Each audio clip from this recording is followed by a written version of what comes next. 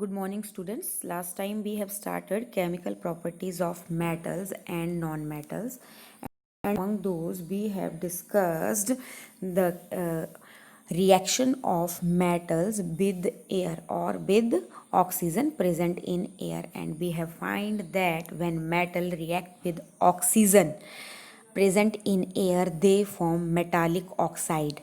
We have discussed two examples. One was reaction of oxygen with ferrous और iron, you can say.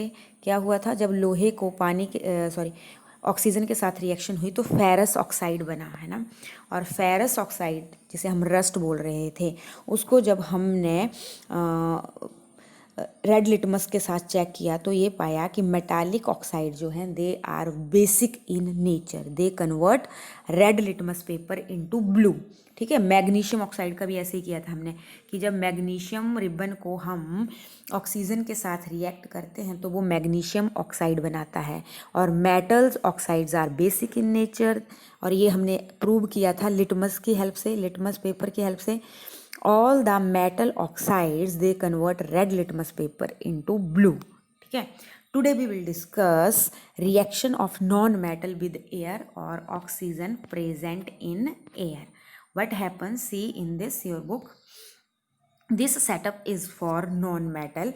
sulfur एक non-metal लिया इस experiment में, उसको इस तरह के इसमें स्पून में या स्पैचुला में लिया गया। अगर ये नहीं है तो इस तरह से इन्होंने कहा सेटअप बनाया जा सकता है। बॉटल का ढक्कन लेकर ये पतली आयरन वार लगाकर या आयरन कॉइल लगाकर उसमें सल्फ़र लिया जा सकता है। तो जब सल्फ़र की ऑक्सीजन के साथ रिएक्शन होती है तो सल्फ़र डाइऑक्साइड बनता है। फिर इन्होंने क्या किया, उसको गर्म किया। गर्म करने से इससे जो फ्लेम निकली, उन फ्लेम को इस ग्लास जार में इकट्ठा कर लिया।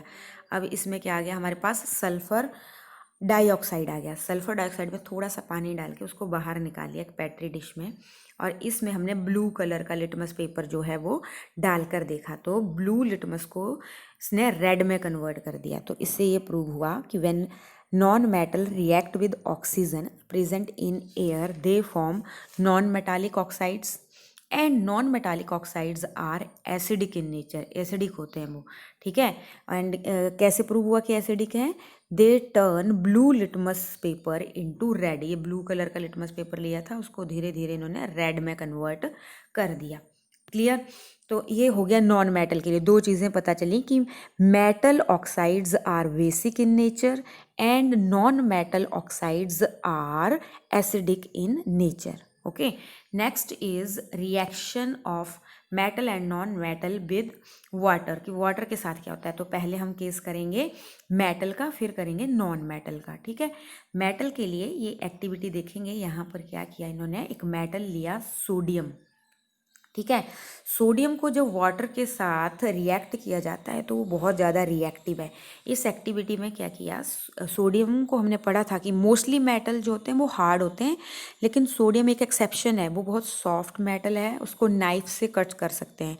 तो नाइफ से कट करके एक पीस लिया सोडियम का, उसको फिल्टर पेपर में रैप किया, और रैप करके बहुत केयरफुली एक बीकर में वाटर लिया, उसमें डाल दिया। ठीक है, अब उसको सोडियम को डायरेक्ट नहीं डालेंगे, नहीं तो वो एकदम से आग लेगा, और वो जो फायर है वो आपको भी नुकसान पहुंचा सकती है। इसलिए वो क्या किया कि सोडियम को वाटर में डाल दिया फिल्टर पेपर में रैप करके। तो जैसे फिल्टर पेपर वर्न आउट हुआ, सोडियम ने आग पकड़ ली। ठीक है, सोडियम जो है that is very much reactive with water. ये देखिए इधर पानी में डालते ही उसने कैचेस द फायर, आग पकड़ ली। ठीक है, तो ये तो केस हो गया मेटल का। ठीक है, क्या हुआ, mostly metals they react very slowly. Metal जो हैं वो वाटर के साथ बहुत स्लोली रिएक्ट करते हैं, except sodium. Except sodium, sodium जो है that is very much reactive with water, और different metals react with water at different temperatures.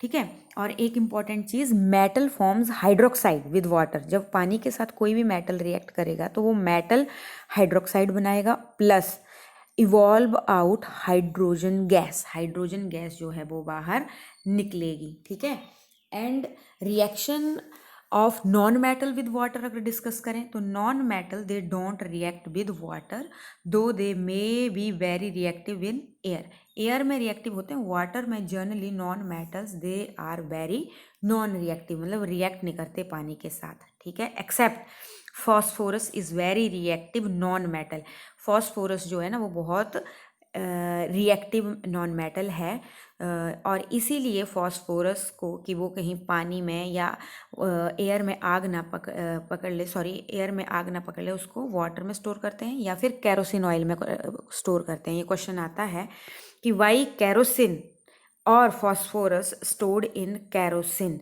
तो इसका एक ही रीज़न है कि जो केरोसिन है उसमें सोडियम और फॉस्फोरस रिएक्ट नहीं करते, वाटर में हो या एयर में हो, खुले पड़े हों हवा में या पानी में रखे जाए तो वो एकदम से आग पकड़ लेते हैं। तो कोई मिस हैपनिंग ना हो जाए उससे बचने के लिए फॉस्फोरस और सोडियम को केरोसिन में स्टोर किया जाता है। ओके, बाकी प्रॉपर्टीज़ नेक्स्ट टाइम करेंगे। Thank you.